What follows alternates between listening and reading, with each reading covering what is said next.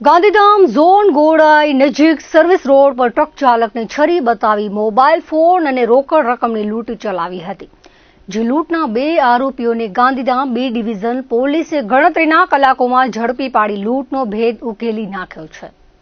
જ્યારે આ ગુનામાં સંડોવાયેલો એક આરોપી હજુ ફરાર છે અને તેની શોધખોળ હાથ ધરવામાં આવી છે.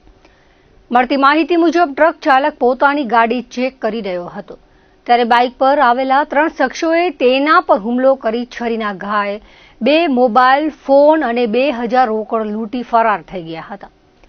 બનાવ અંગે ગાંધીધામ B ડિવિઝન પોલીસ મથકે ગુનો નોંધવામાં આવ્યો હતો. પોલીસે ટેકનિકલ અને હ્યુમન સોર્સની મદદથી આરોપી અકરમ બુટા અને અજીત શુક્લાની ધરપકડ કરી હતી. જ્યારે મામદ મથવા ફરાર હોવાનું જાણવા મળ્યું છે. ઝડપાયેલા આરોપીઓ પાસેથી લૂંટમાં ગયેલા 2 મોબાઈલ ફોન, 1600 રોકડ, 2 ધારદાર છરી, લૂંટમાં ઉપયોગમાં લેવાયેલ બાઇક તથા અન્ય મોબાઈલ ફોન મળીને 44,000થી વધુનો મુદ્દામાલ કબજે કરવામાં આવ્યો છે.